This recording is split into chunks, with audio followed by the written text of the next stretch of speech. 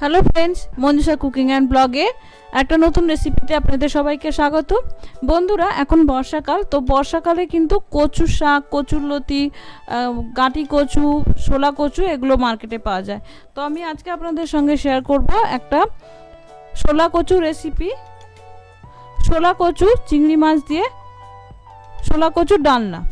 তো চলুন শুরু করি। প্রথমে আমি এখানে একটা শোলা কচুকে খোসা ছাড়িয়ে এরকম কিউবের মতো কেটে নিয়েছি, টুকরো টুকরো করে, বড় করে একটু, দেখতে অনেকটা পনিরের মতো লাগছে বন্ধুরা। তো এভাবে কেটে নিয়েছি।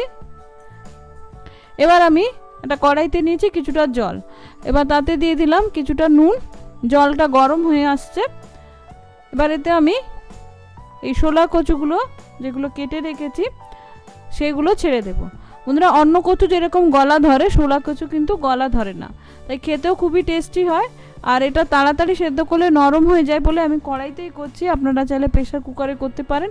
আমি আগে একবার প্রেশার কুকারে করেছিলাম, তো বেশি গলে গিয়েছিল, তো আপনারা চাইলে প্রেশার কুকারে করতে পারেন। এবার এটা আমি ঢাকা দিয়ে দেবো, 10 মিনিট মতো সেদ্ধ করে নেব। দেখুন 10 মিনিট পরে কচুগুলো সেদ্ধ হয়ে গেছে। এর পরে বাকিটা কিন্তু কষাতে এবং ঝোলে সেদ্ধ হয়ে যাবে, তাই এর থেকে বেশি সেদ্ধ করা কিন্তু দরকার নেই। আমি জলটা ঝরিয়ে নেব। এবার একটা কড়াইতে আমি নিয়ে নিচ্ছি কিছুটা তেল, তাতে দিয়ে দিলাম চিংড়ি মাছ। আমি মোটামুটি মিডিয়াম সাইজের চিংড়ি মাছ নিয়েছি, এতে খুব বেশি বড় চিংড়ি মাছ দেওয়ার দরকার নেই। এবার এটা আমি ভেজে নেব, তবে চিংড়ি মাছ বেশি ভাজলে কিন্তু শক্ত হয়ে যায়, তাই আমি একটু নেড়েচেড়ে ঢাকা দিয়ে নেব, দিয়ে মিনিট 5 করে নেব। দেখুন সুন্দর চিংড়ি মাছটা সেদ্ধ হয়ে গেছে, আবার ভাজা ভাজাও হয়ে গেছে। এবার এখানে আমি কড়াইতে নিয়েছি 3 টেবিল চামচ মতো সর্ষের তেল। এই রেসিপিটা কিন্তু সর্ষের তেল দিয়ে ভালো লাগবে। এবার দিয়ে দিলাম গোটা জিরে ফোড়নে, আর তেজপাতা। আর গোটা জিরেটা একটু ভাজা ভাজা হলে আমি তো দিয়ে দিচ্ছি পেঁয়াজ। 2টো মিডিয়াম সাইজের পেঁয়াজ আমি এখানে গ্রেট করে নিয়েছিলাম, সেটা দিয়ে দিচ্ছি। আপনারা চাইলে কুচিয়ে দিতে পারেন, বেটে দিতে পারেন, কোনো অসুবিধে নেই। এবার পেঁয়াজটা আমি একটু ভেজে নেব। এই রেসিপিতে কিন্তু বন্ধুরা একটু তেলটা বেশি লাগে, কারণ যে কোনো কচুর রেসিপিতেই তেলটা একটু বেশি দিলে ভালো হয় খেতে। দেখুন পেঁয়াজটা ভাজা ভাজা হয়ে গেছে। এবারে আমি দিয়ে দিচ্ছি 2টো কাঁচা লঙ্কা। আপনারা কীরকম ঝাল খাবেন সেই রকম দিতে পারেন। এবার দিয়ে দিলাম একটা টমেটো, আমি গ্রেট করে রেখেছিলাম, সেটা দিয়ে দিলাম। আপনারা কুচিয়ে দিতে পারেন। এবার টমেটোটা আমি একটু তেলে নেড়ে নেব।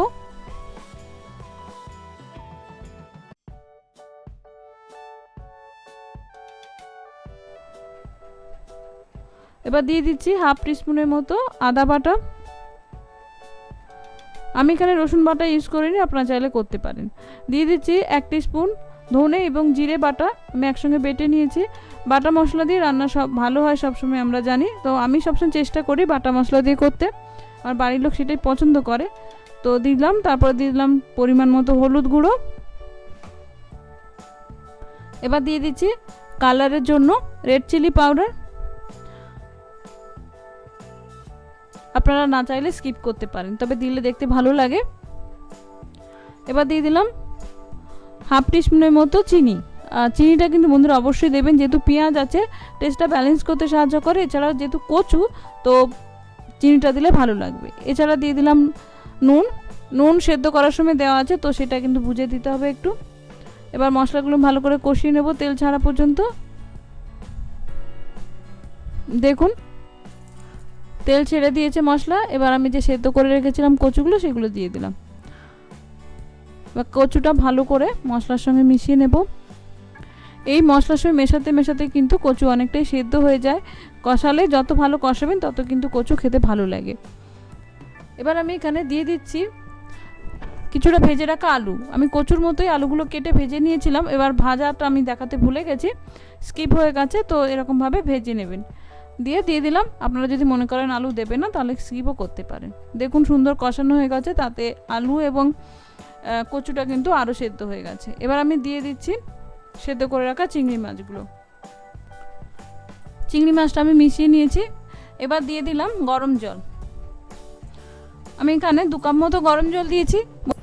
বন্ধুরা চেষ্টা করবেন তরকারিতে গরম জল দেওয়া, কারণ কচু আগে সেদ্ধ করা হয়েছে, তারপরে এতক্ষণ ধরে কষানো হয়ে গেছে, প্রায় সেদ্ধ হয়ে গেছে। তো তা সেক্ষেত্রে ঠান্ডা জল দিলে কিন্তু অনেক সময় সবজি আর শক্ত হয়ে যায়, ভালো লাগে না খেতে, তাই গরম জল দিলাম আমি এখানে। আর এই রেসিপিতে কিন্তু গ্রেভি খুব একটা বেশি থাকে না, গায়ে মাখা মাখাই কিন্তু খেতে ভালো লাগে। তো গ্রেভিটা ফুটে উঠলে আমি 10 মিনিট ঢাকা দিয়ে করে নেব। তো বন্ধুরা 10 মিনিট পরে দেখুন কি সুন্দর দেখতে হয়েছে, কালারটা এত দারুণ লাগছে, দেখে এটাকে বুঝবেই না যে কচুর তরকারি। তো নামানোর আগে দিয়ে দিলাম একটু গরম মশলা গুঁড়ো আর একটু ধনেপাতা কুচানো। এবার একটু রেখে তারপর আমি সার্ভ করব। তো বন্ধুরা রেডি আমার শোলা কচুর ডালনা চিংড়ি মাছ দিয়ে। এটা চাইলে নিরামিষও করতে পারে, নিরামিষও কিন্তু ভালো লাগে, তবে চিংড়ি মাছ দিয়ে আমার সবথেকে বেশি ভালো লাগে।